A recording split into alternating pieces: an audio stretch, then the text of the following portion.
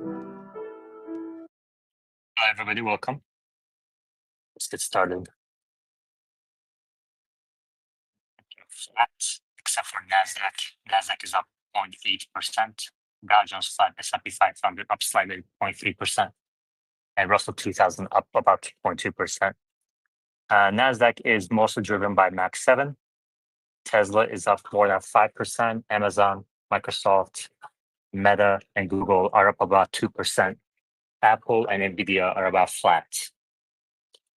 Let's start with reading the Reuters article.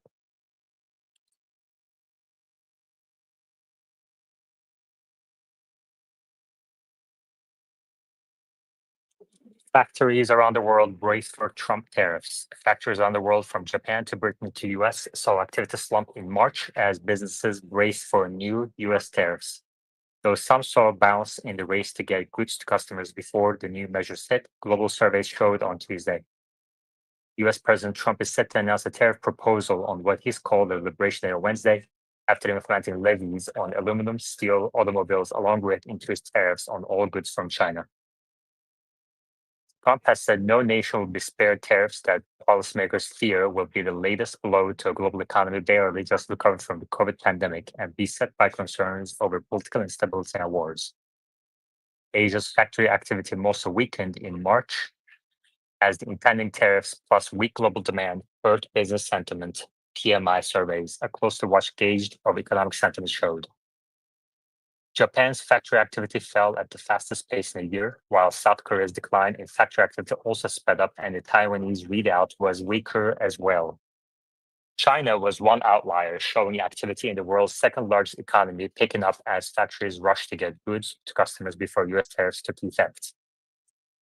And in the US itself, where factory activity had expanded in the first 2 months of the year, manufacturing shrank, with the Institute of Supply Management, ISM manufacturing PMI slipping to 49 from 50 in February. PMI reading below 50 indicates contraction. A sub-index for new orders fell to its lowest level since May 2023. An economist at Capital Economics said the results suggested China's industry was benefiting from tariff front-running, but added, it won't be long before US tariffs turn from being a tailwind to being a drag, however. The front-loading of activity was also cited as a possible factor behind the bounce in Europe's long-suffering manufacturing industry, where output rose for the first time in 2 years, the PMI for the 20-country Eurozone showed. A significant part of this movement may have to do with the front-loading of orders from US ahead of the tariffs, which means some backlash is to be expected in the coming months. Germany, Europe's largest economy, saw its first production increase in nearly 2 years, while the downturn eased in France. But British manufacturers endured a torrid March as the tariff threat and impending tax increases contributed to a plunge in new orders and ebbing optimism. Investors remain nervous, but global stocks rose on Tuesday following Wall Street's overnight gains, while gold hit an all-time peak.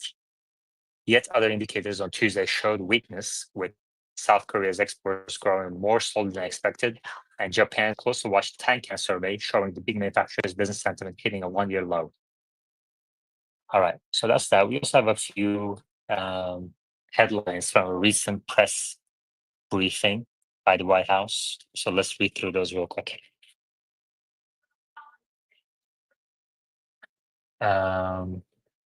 Actually, before that, just a few observations from ISM manufacturing PMI. The March ISM manufacturing PMI is a very important indicator. And here's a couple of the indications. The PMI dipped into contraction territory at 49 versus 49.5 consensus and 50.3 previous month. This is, by the way, despite the fact that tariffs are going to hit on April 2nd or 3rd. So this is with some pulling forward of some purchases. The April PMI should be much lower. Employment index declined to 44.7, deep into contraction. I don't think it's ever been in these levels. It's very rare that it's at these levels without a recession. And that prices index rose to 69.4, indicated by manufacturing input prices. Input prices are higher compared to the previous month. And this is obviously very inflationary. If I look at the graph of previous indications, 2018 is the last time before COVID, when it was here, when it was rising still. So this is really, in my mind, ensure that the Fed won't cut rates in the May meeting, which is about in 30 days.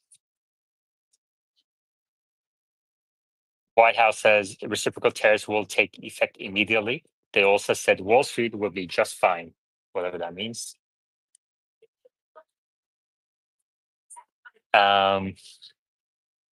Let's see what other headlines.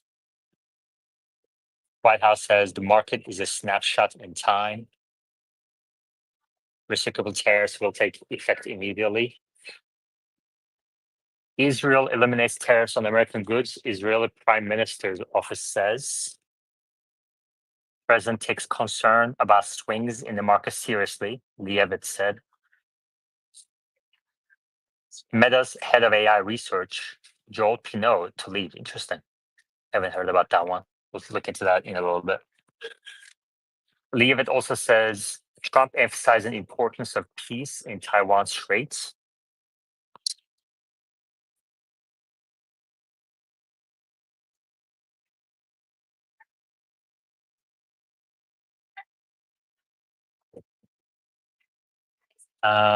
There's a Corey short squeeze going on at least in the morning. Let me see what the situation is right now.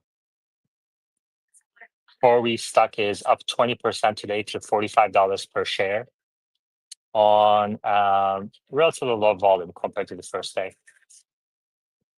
Atlanta GDP now revised estimates of GDP growth in Q1. This is a seasonally adjusted annualized rate for Q1 to negative nearly 4%, negative 3.7%, excluding the gold trade, negative 1.7%.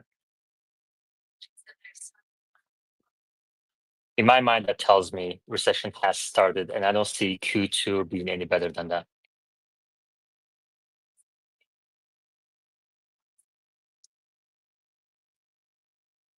For instance, says US government agencies suspend dozens of grants. So fiscal austerity is starting to take a bite, especially in education and nonprofit segments. We're also seeing some layoffs as well.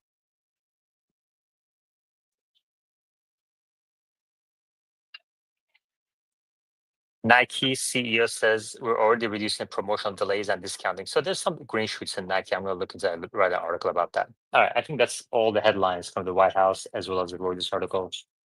I think that it's a good time to sell everything and see how this thing plays out.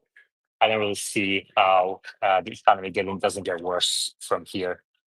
But maybe the things are a little bit too bearish in the near term. Maybe we'll get a bounce, but I think the fundamentals will continue to deteriorate for some time. On that note, we're going to end it here today. Thank you very much, everybody. I'll chat with you all tomorrow. Take care.